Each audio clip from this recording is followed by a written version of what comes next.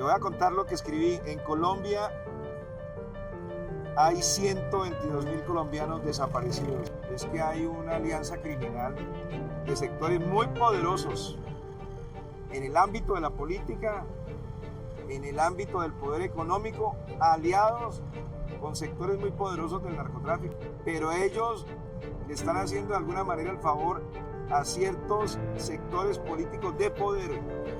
Y cuando todo estaba de alguna manera construido en función de lograr que esta narrativa política del presidente de la República, basada en hechos reales, ¿no?, estaba cogiendo una fuerza inusitada, decidieron unos sectores tenebrosos en medio de la oscuridad asestar un golpe, que fue el intento de asesinato de Miguel Uribe Turbay. Bueno, entonces, bienvenido al Pepe Móvil de La Paz. Muchas gracias, mi hermano, vamos detrás de ellos. Listo, vale.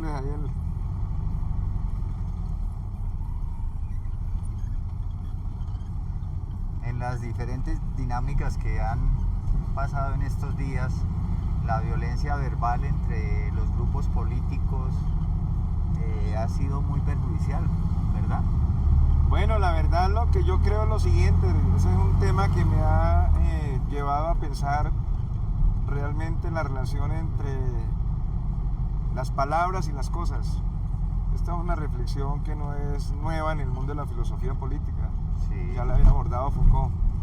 A mí me parece, por ejemplo, que digamos los grandes modelos de generación de opinión pública en Colombia la verdad no han pasado por examinar cuál es la relación que existe entre las palabras y las cosas. Entonces aquí se cree ingenuamente y se convierte además en una especie de mantra, y es que se hace necesario desescalar el lenguaje. Y yo lo que creo que lo que se debe hacer es desescalar las actitudes y los hechos. Voy a dar un ejemplo, que es como ir al origen. Sí. Esta escalada verbal es el resultado de dos hechos. En primer lugar, un Senado de la República, más concretamente la Comisión Cuarta del Senado, que decide hundir la reforma laboral sin tramitarla, sin abrir la discusión. Es un hecho, no es una palabra. Sí. Luego, ese mismo Senado de la República, pero ya no es solamente la Comisión Cuarta, sino la plenaria, decide hundir la consulta popular de manera fraudulenta e ilegal. Es verdad. Ese es un hecho. Sí, claro. Dos hechos. Pensé en esta metáfora, hermano. Es como cuando en 1979, en la época del Estatuto de Seguridad, donde estaba Julio César Turbay Ayala como presidente, en una especie de alianza que provocó una dictadura cívico-militar, la del Estatuto de Seguridad. Es como si el torturador tortura y el cuerpo del torturado siente dolor, ¿verdad? Sí, es verdad. Y entonces, ¿qué hace el torturado después de que el torturador aplica la picana, por ejemplo? ¡Grita! Sí, claro.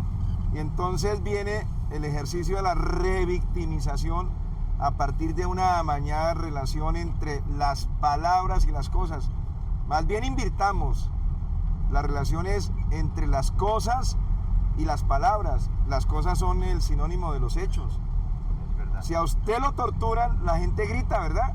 Sí, es verdad. Bueno, si le tumban la reforma laboral a los colombianos de manera absolutamente vergonzosa y humillante, como sucedió en la Comisión Cuarta, que sencillamente archivaron la democracia, y luego en forma ilegal tumban la consulta popular, que es lo mínimo que debería esperar el establecimiento y la oligarquía en Colombia, que la gente sale a hablar, y sale a hablar con rabia y con dolor. Exacto. Con indignación. Por eso yo no creo mucho en esa discusión que nos han propuesto los más medias en Colombia, en todas las emisoras, las más conocidas, no hay necesidad de mencionarlas. Sí. Y es desescalemos el lenguaje, como si fuese el lenguaje el generador de los fenómenos de indignación, de rabia digna en la sociedad colombiana.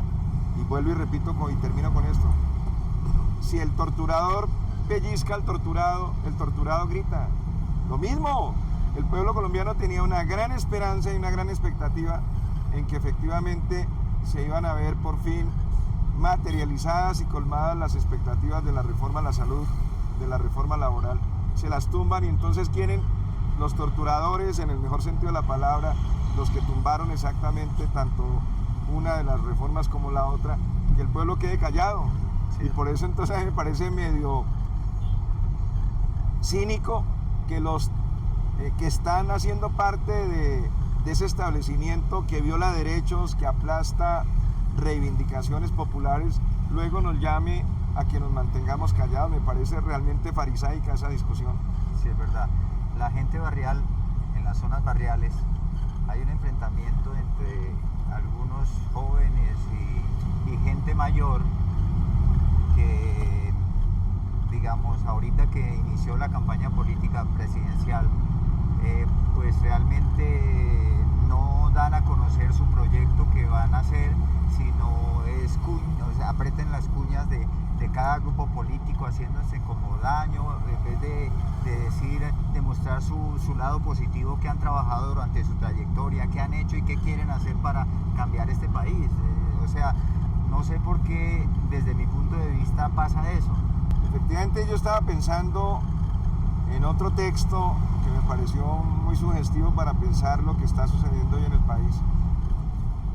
Digamos que a partir del estallido social, con el estallido social de 2019, los jóvenes lograron establecerle una agenda política a este país.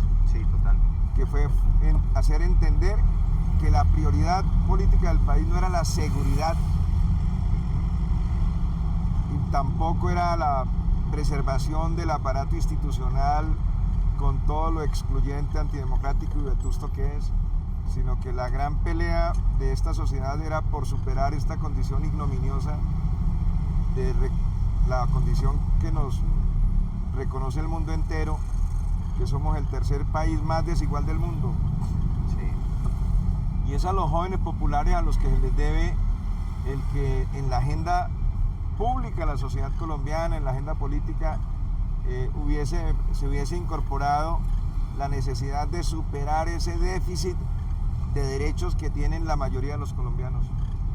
Esa lucha por lo social, esa lucha por garantizar la equidad, la inclusión social, es el mérito más importante del estallido social, porque fue un pueblo que salió a las calles masivamente en todo el país a derrotar la exclusión, el ninguneo, el desconocimiento y encima de eso la represión. Ahí se puso de presente una agenda política que era una agenda de equidad para permitir que efectivamente se pensase que era posible lograr un gobierno como el que llegó, que fue el del presidente Petro, que pudiera adelantar las reformas sociales que superaran de alguna manera esos fenómenos de inequidad. Yo vivo en una zona de Bogotá donde el estallido social fue fuerte, que es que es Portal Américas, el portal de la Resistencia. Vivo como a 3 cuadras. Fue bastante fuerte las noches, fueron 71 días que tuvimos que vivir cosas muy duras. Conocí de frente a los jóvenes, a los ancianos que viven y a los niños que hacían presencia también en las horas del día.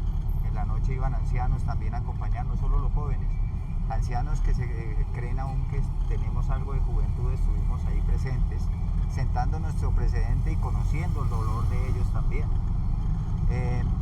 Fueron 71 días que aprendimos uno del otro, se hicieron arengas y hubieron muchos enfrentamientos entre las del ESMAD y los jóvenes, y se hicieron daño entre uno y otro, pero finalmente esto sirvió bastante porque fue la única forma que nos escucharan. Eso fue la única forma que realmente entendieran que había necesidades, entendieran que había esa desigualdad tan fuerte, y sentaron su precedente los jóvenes. Nosotros hicimos pedagogía en la Casa Museo Íncito, en Hemociné, con 70 jóvenes de primera línea, y algunos le están apostando precisamente a los grupos políticos y a los grupos culturales.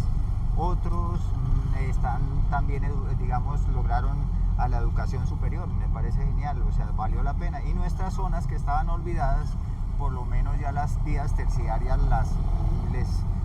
invirtieron un poco y ha cambiado mucho la panorámica de esto, sí señor. Claro, y entonces lo que usted menciona, que fue ese estallido de jóvenes populares que estaban completamente ninguneados, eso había permitido que surgiera una clasificación absolutamente odiosa, que eran los nini, los jóvenes que ni estudian ni trabajan.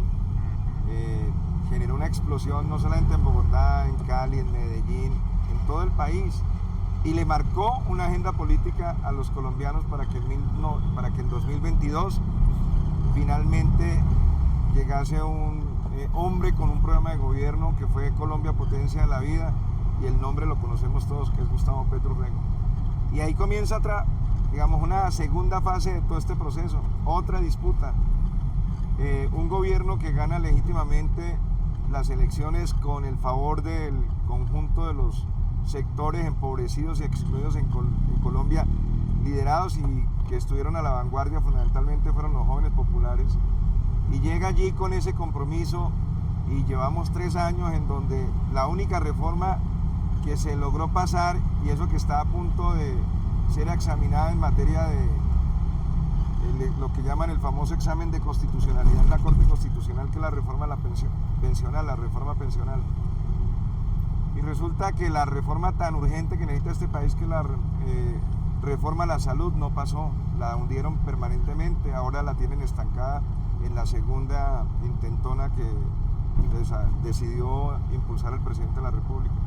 Y ahora lo que nos tiene aquí en medio de esta situación tan compleja, que es la reforma laboral, que además no es una reforma novedosa, es la restauración de los viejos derechos laborales que sencillamente expropió, hablando de los expropiadores, los expropió el innombrable Álvaro Uribe Vélez en 2002. Los trabajadores colombianos tenían derecho, por ejemplo, a sus horas extras, las nocturnas, las horas nocturnas, las recargas laborales correspondientes a los días festivos y a los dominicales. Eso estaba previsto hasta la ley laboral que regulaba la relación entre trabajadores y empresarios, y que fueron despojados de esos derechos en 2002. Y entonces el presidente Petro decide llevar esa reforma laboral al Congreso de la República. El Congreso de la República siempre le da la espalda al país, porque pues ya lo sabemos de antemano, que está fundamentalmente conformado por banqueros. O sea, esos 106 congresistas, exceptuando los congresistas de izquierda, todos los demás allí van a representar unos intereses corporativos, o de banqueros, de empresarios o de terratenientes. Tumbaron esa reforma laboral, y entonces se crea la necesidad por parte del presidente de la República de impulsar un proceso de movilización para defender los derechos laborales de los trabajadores, y estaba generándose un ambiente muy positivo por parte de la sociedad colombiana para respaldar esos ejercicios de democracia directa, de democracia participativa, como por ejemplo la consulta popular. Y cuando todo estaba de alguna manera construido en función de lograr que esta narrativa política del presidente de la República, basada en hechos reales, ¿no?, estaba cogiendo una fuerza inusitada, decidieron unos sectores tenebrosos en medio de la oscuridad asestar un golpe, que fue el intento de asesinato de Miguel Uribe Turbay. Desde aquí tenemos que hacer votos porque ojalá se recupere y, como lo ha dicho el presidente Petro, vuelva a recobrar la totalidad de su vitalidad y que se encuentre y se abrace con sus hijos. Pero evidentemente lo que no podemos pasar por alto es que ese hecho termina de alguna manera generando una modificación del contexto político. Totalmente, sí.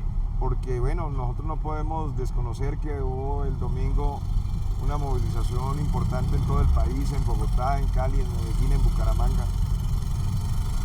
Y empieza a aparecer ahí un elemento que nosotros, los sectores democráticos y de izquierda, tenemos que ser muy perspicaces para leer, para interpretar. Y es que como esos sectores, que a mí me queda suficientemente claro, y yo no estoy hablando de una investigación judicial ni policial, sino que me parece que por los hechos políticos los conoceréis, están demostrando, o está demostrando, digamos, el desarrollo de lo que ha ido sucediendo después del intento de asesinato es que quienes tomaron la determinación de asesinarlo, que no era como originalmente se pensó cuando el muchacho que le pegó los tiros, ya cuando estaba capturado, empezó a decir que a él lo había mandado el jefe de la olla.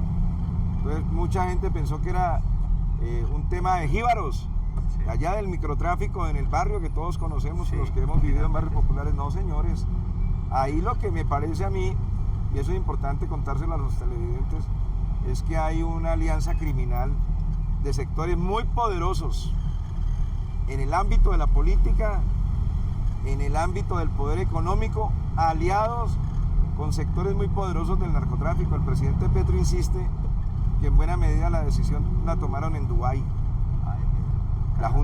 la nueva junta directiva del narcotráfico.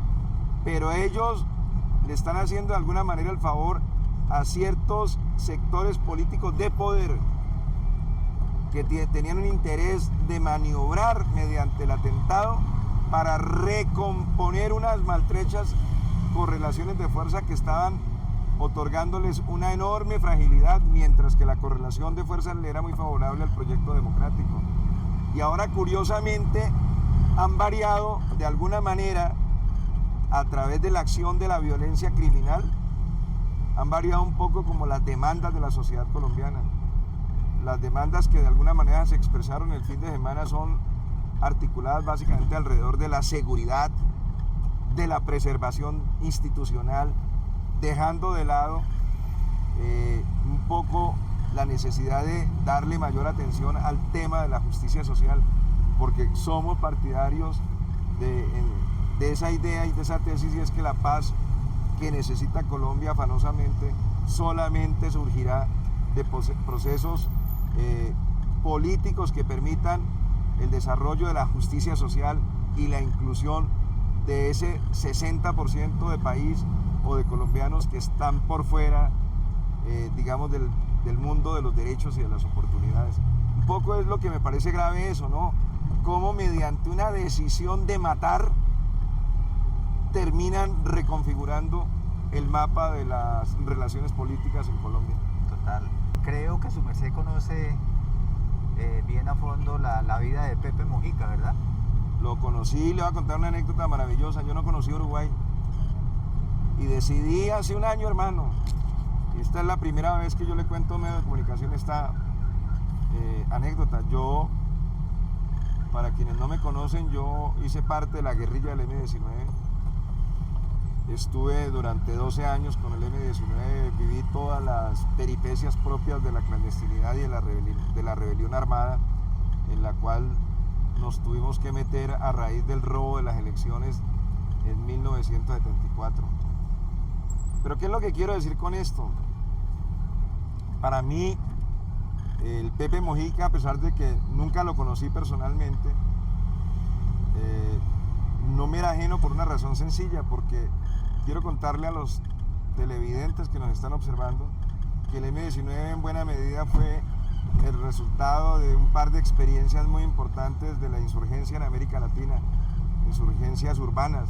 La más importante, el movimiento de liberación nacional Tupamaro, del cual hacía parte el Pepe Mujica, cuyo gran jefe y comandante en principio y fundador fue Raúl Sendic.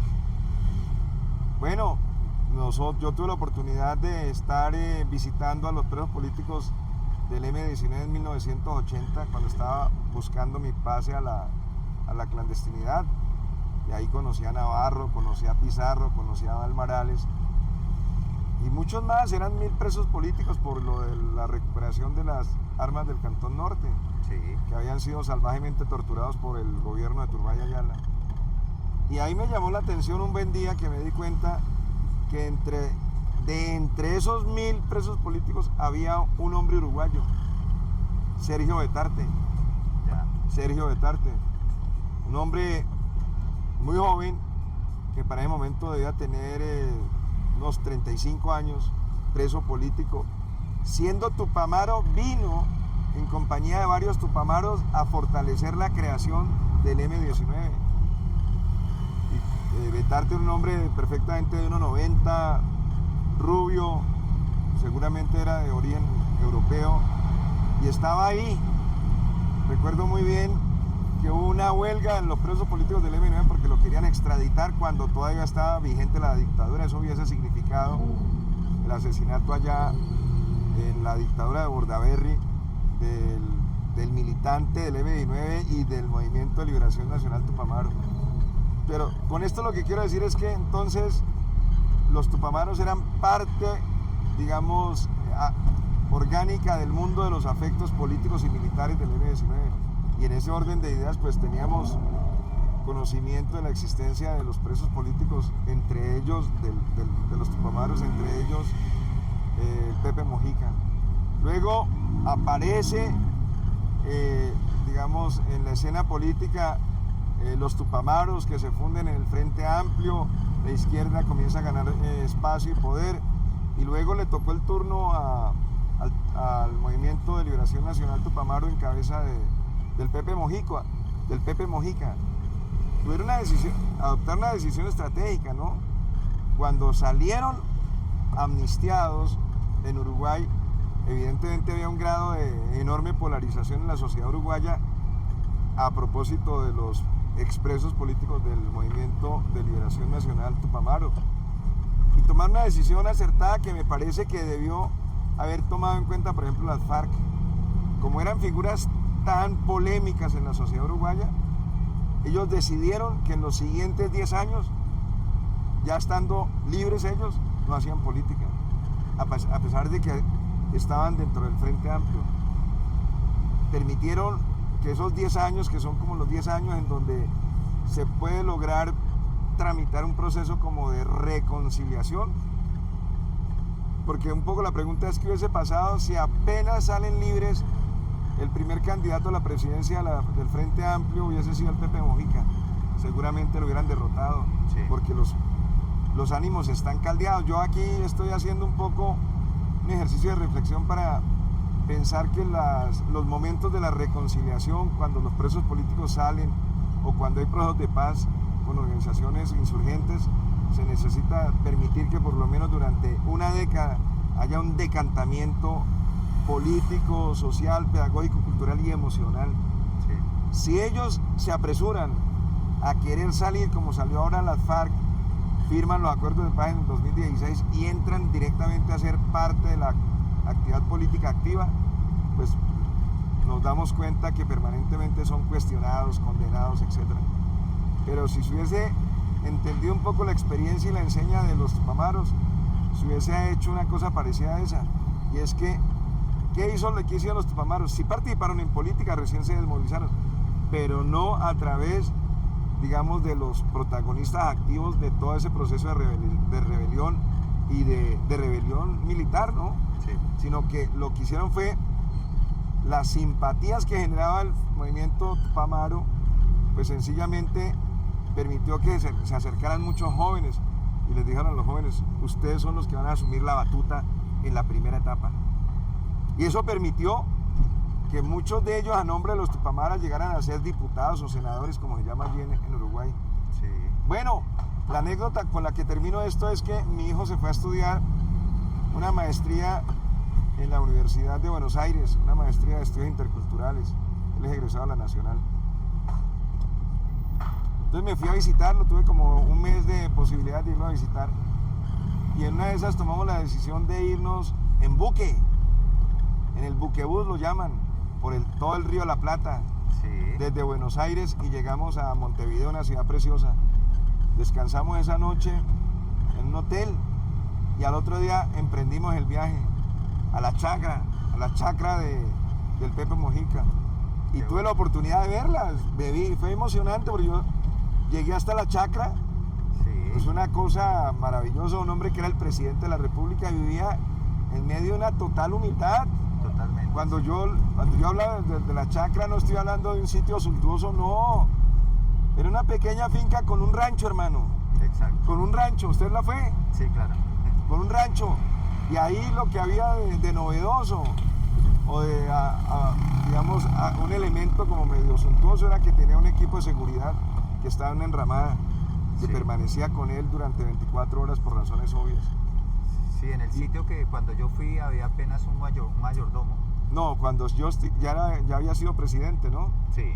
Entonces le dije al señor joven, un hombre joven, le conté mi historia, que yo había sido guerrillero, etcétera, y que quería ver al presidente de la República, y él me dijo una cosa que lamentablemente me impidió verlo. Me dijo, y con toda la razón, dijo, el presidente, porque lo llamaban así, el presidente acaba de llegar de una quimioterapia. Tenga la seguridad que no, si no hubiese estado ahí, le hubiéramos permitido que usted hubiese hablado 5 minutos con el presidente. Claro. No pude hablar. Pero esa fue mi impulso y el deseo de irlo a buscar allá, hasta la chacra. Y la vi toda y tengo las fotos, etcétera. Fue muy hermosa la experiencia. Es una emoción total, ¿no? Estar en ese sitio como que lo llena uno de tanta emoción, porque el día que estuve allá fue así. ¿Y pudo hablar con él? Sí, claro, hicimos una tertulia de un buen rato, como 3 horas. ¿Cuánto duró? Hablamos, como 3 horas hablando con él. Pero usted ya previamente ya... Es que yo me fui en este carro a recorrer 10 países para llegar a la casa ¡Uy, de qué historia, mi hermano! Sí. ¿Cómo fue esa vaina? Este carro hizo presencia en el estallido social todos los días haciendo pedagogía. Cuando terminó todo el estallido social, lo arreglé el carro y me fui por todo Sudamérica con el fin de conocer. ¿Y lo arregló en qué sentido? ¿Le compró motor nuevo, todo? No, apenas le hice unos pequeños ajustes porque no hay mucho presupuesto y me fui. ¿Y le funcionó? Sí. ¿Subiendo qué tal? Bien. Este se portó como debe portarse un amigo. Sí. Bacanísima esta anécdota, hermano. Sí, fueron... ¿Y entonces cuánto duró para llegar a Montevideo? 33 días, porque nosotros íbamos haciendo trabajo pedagógico con indígenas, con campesinos, con recicladores. Oiga, ¿y por qué no describe ahí todo en detalle esa bitácora? ¿Empezó por donde? ¿Bogotá qué? ¿Fue a Bogotá, Cali o cómo? Sí, Bogotá, Cali. Cali, Pasto. Popayán, Ipiales y... Salió por Ecuador. Por Ecuador, sí. Y pasa Ecuador. Perú. ¿Cómo fue Ecuador? O sea, muy bien, la gente se portó muy bien. O sea, uno de Ipiales pasa a Guayas. Sí, a Guayaquil, paramos en zonas campesinas. ¿Y cómo se portó subiendo a Quito? Muy bien. Donde estuvo pesadito fue en San Salvador de Jujuy. Después de que pasé el desierto de Chile, siempre estuvo durísima esa... ¿Por qué? ¿Lo empinado? Sí, lo largo. Oiga, chévere, ¿lo reconoce? Sí, claro. Sí. Sí, este carrito ya es un icono para los jóvenes, para quienes han estado conmigo en todo el trabajo de pedagogía. Porque... Pero no me estaba contando, entonces, ¿por qué se le fue colgando? ¿Por qué? No, porque, digamos, eran jornadas muy largas y la subida ahí de San Salvador de Jujuy son fuertes, es un páramo muy fuerte. Yo ese día recorrí como 20 horas más o menos. ¿Y el carro? Pues el carro se portó muy bien afortunadamente, pero fue duro. Ahí el ejército de Argentina, como a las 2 de la mañana me paró en el páramo, y yo pues mejor que me hubiera parado para pues despertar, o sea, ya iba que me dormía. Y estuvimos haciendo una tertulia muy interesante con ellos, conociendo un poco a fondo también las problemáticas de ellos, el por qué estaban ahí, y eso me ayudó como a despejarme. Y en Chalala, en uno de los primeros pueblitos, un resguardo indígena, ahí nos quedamos eso que faltaba de la noche, amanecer. Y en sí la gente, la comunidad se portó muy bien. Ah, pero alcanzó a llegar al punto más alto y bajar. Sí, eso es impresionante. ¿Y los militares le ayudaron o qué? Sí, ellos fueron muy colaborativos con nosotros. ¿Pero en algún momento le paró el carro o no? Una sola vez en Perú se le reventó la guaya del clós. Y ahí la resolvió. Y como a 3 cuadritas estaba un taller. Es que cuando vas con ese man es muy fiel.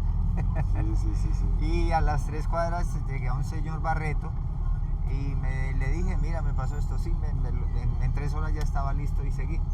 Entonces el carro me portó muy bien. ¿Y usted fue solo? Con otro artista.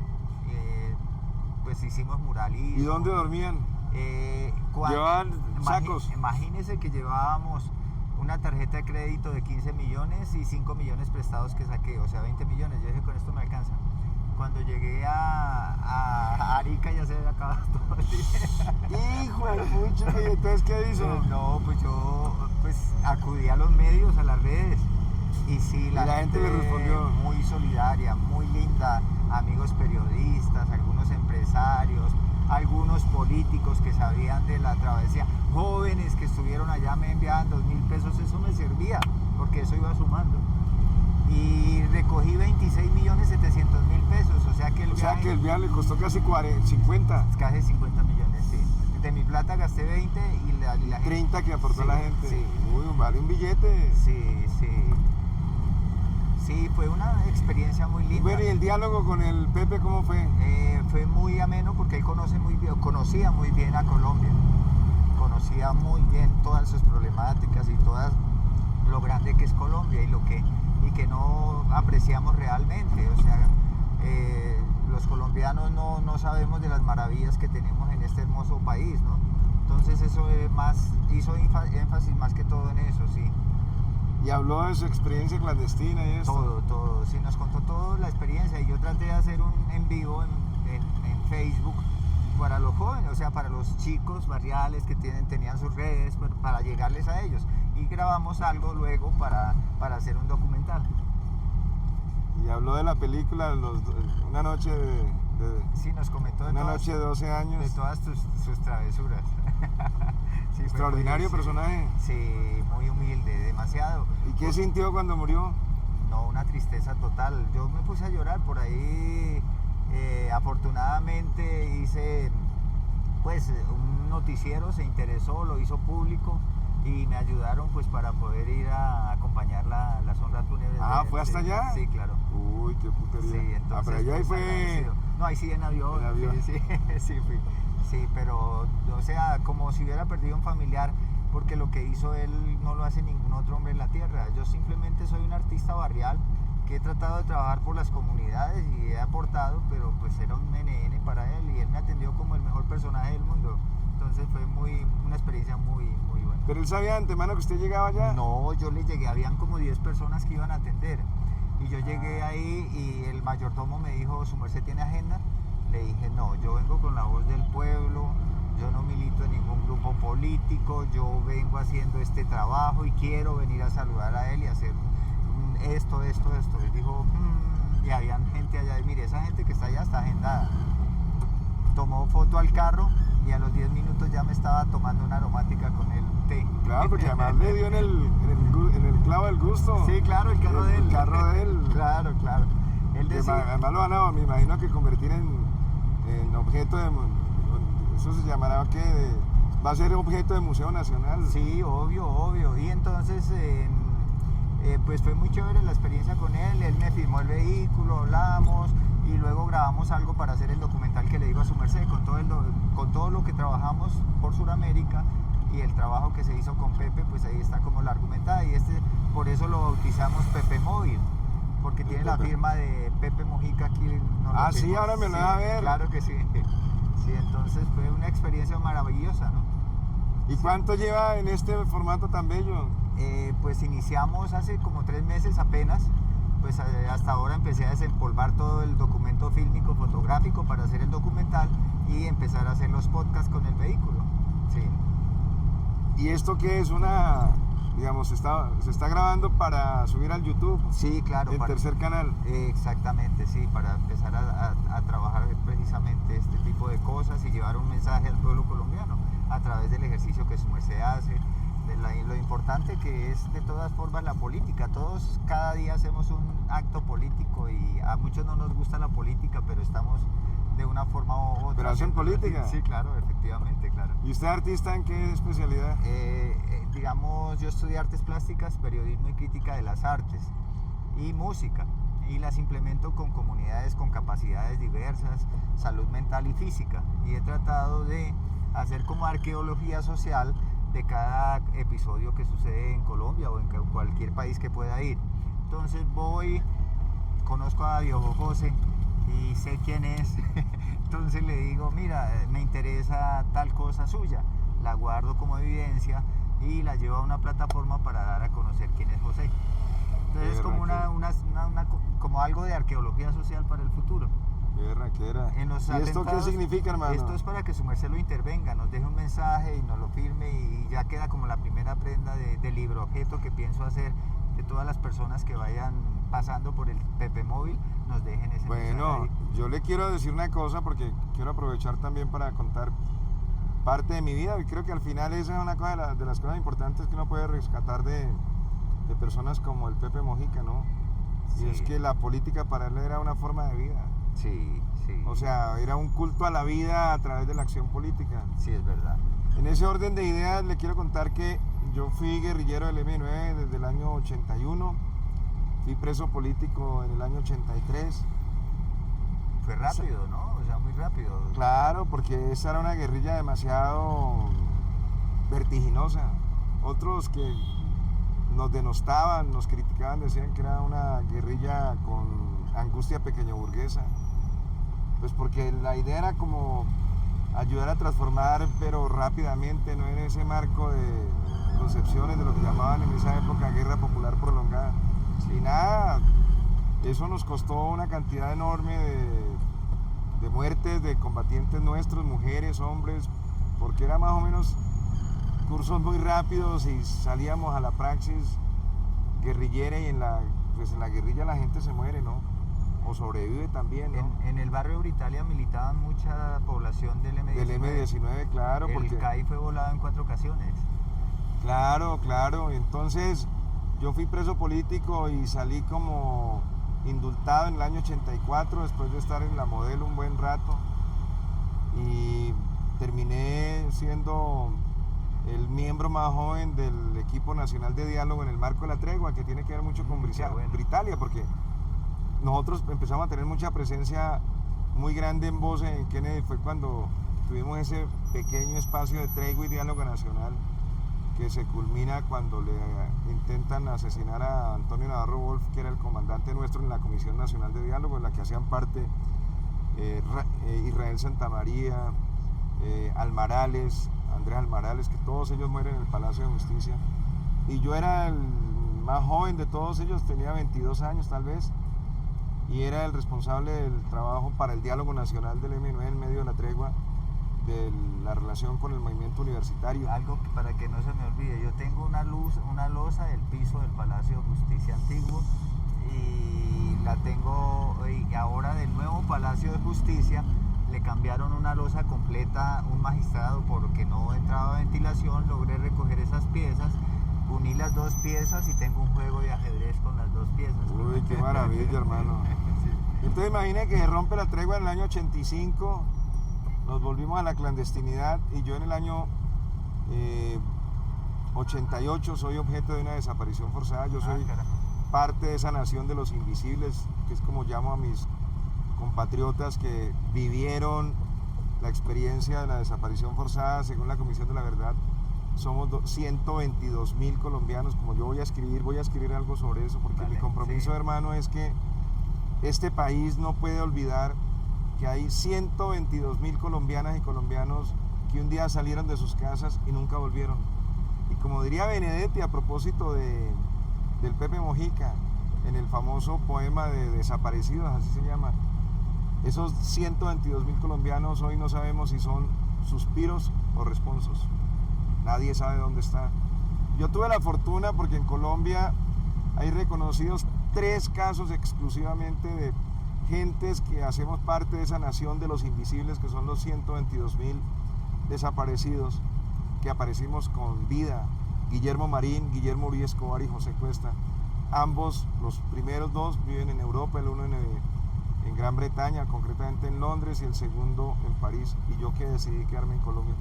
Pero cuando usted me invita, hermano, a que yo escriba aquí, voy a tener que, como lo dije cuando yo llegué por primera vez al Consejo, esta va a ser una voz comprometida con los derechos del pueblo colombiano y de los bogotanos, pero fundamentalmente con los derechos de los que ya no pueden hablar, que son los desaparecidos. Y dije y me impuse como compromiso moral, y es que cada vez que tenga la oportunidad de hablar y de tener contacto con cualquier espacio de comunicación, ojalá alternativo, poderles contar que hay una memoria viva que tenemos que cultivar permanentemente, y es la memoria de 122.000 personas que salieron un buen día en la noche o en la mañana y nunca regresaron a sus casas, a sus trabajos, al mundo de sus familias y de sus actividades. Por eso es que yo valoro tanto el movimiento de las Cuchas tiene la razón, porque el movimiento de las Cuchas está completamente inscrito en esta lucha por la memoria y por la verdad en torno a las desapariciones forzadas. Las Cuchas de Medellín, que se hicieron tan famosas, son las buscadoras de los hijos que muy seguramente están allá en la escombrera, pero son personas desaparecidas, y eso es muy importante. Yo le conté, cuando fui a Argentina, tuve la oportunidad de hablar con las madres de Plaza de Mayo, y les decía, en el mundo entero se conoce el drama de los desaparecidos de Argentina, son 30.000, y en el mundo no se conoce el drama de las desapariciones forzadas en Colombia, y somos 122.000. Son bastantes, claro. 4 veces más Claro. que lo que sucedió en Argentina. Sí, es De verdad. tal manera, mi hermano, que yo le voy a pedir el favor que usted nos ayude también a difundir esa nueva Obvio que sí. verdad que usted conoce a partir de hoy, es que somos, voy a ponerlo, a escribirlo ya, hermano. Vamos a escribirlo aquí cortico. En Colombia.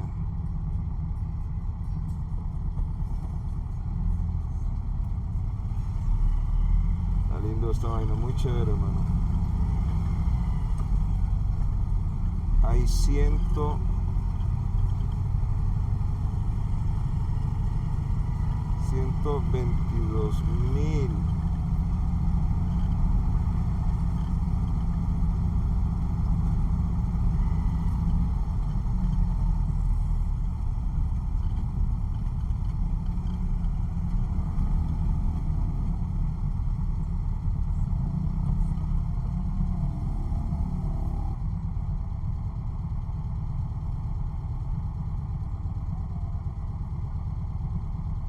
En el barrio Britalia, el CAI lo tengo convertido en biblioteca y se llama Biblioteca La Guaricha. La El CAI Guaricha, que claro, que la Guaricha es un poco esa reivindicación lingüística Exacto, de los en muiscas donde se habla de las guarichas como los derechos de las mujeres. Exacto, como la mujer que hay que cuidar, como la líder, como, bueno, tiene un significado muy bueno para el lenguaje muisca.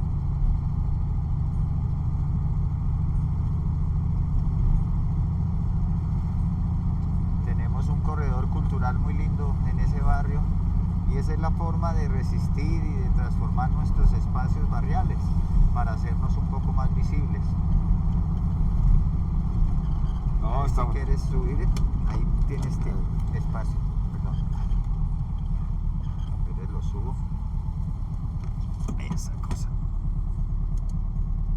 Claro.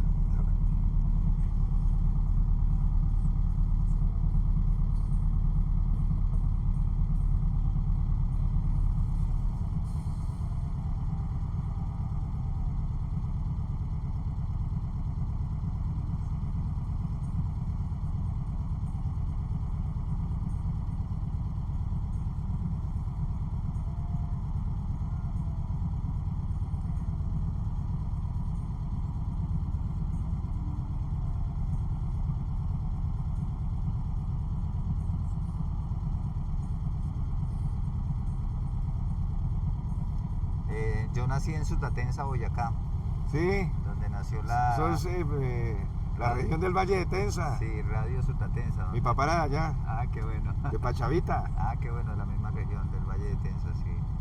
Sutatensa fueron donde nacieron las escuelas radiofónicas para educarse el campesinado en Colombia. Y la gente hizo su bachillerato por radio. Sí, sí, eso ayudó mucho. De un cura, ¿no? Sí, Joaquín Salcedo. Por ahí también he hecho algunas esculturas allá en ese municipio. Sí. Y hemos tratado de ayudarle también a esa zona campesina que es bien olvidada también. Lindo. El arte es una forma de cambiar ciertas cosas que están mal, ¿no? Ojalá la política también, digamos, se unieran y no importa que sea uribista, petrista, lo que sea, es encontrar todos los hilos de conexión y tejer, porque necesitamos un país próspero, unido, no importa cómo piense, la idea es transformar nuestra tierra y entender que tenemos que respetarnos como seres. Tienes toda la razón, mi hermano, y sobre todo esta situación que ha conmovido al país, sin duda alguna, el intento de asesinato De Uribe. de Miguel Uribe Turbay. Sí, Y nos ha llevado a pensar que efectivamente, más allá de nuestras controversias políticas, por encima de todo está la vida. sí, es verdad. Le voy a contar lo que escribí. En Colombia hay 122.000 colombianos desaparecidos. Es la nación de los invisibles, José Cuesta. Qué bueno, sí, está bien. Si quieres, a la parte de atrás, haz el 122.000 claro ahorita en las mangas para que quede bien claro que son desaparecidos. ¿Lo volteamos así? Sí, sí. ¿Lo puedo cambiar acá? Sí, claro. Le voy a decir a las muchachas que me ayuden. Voy a pedirles el favor. ¡Vamos!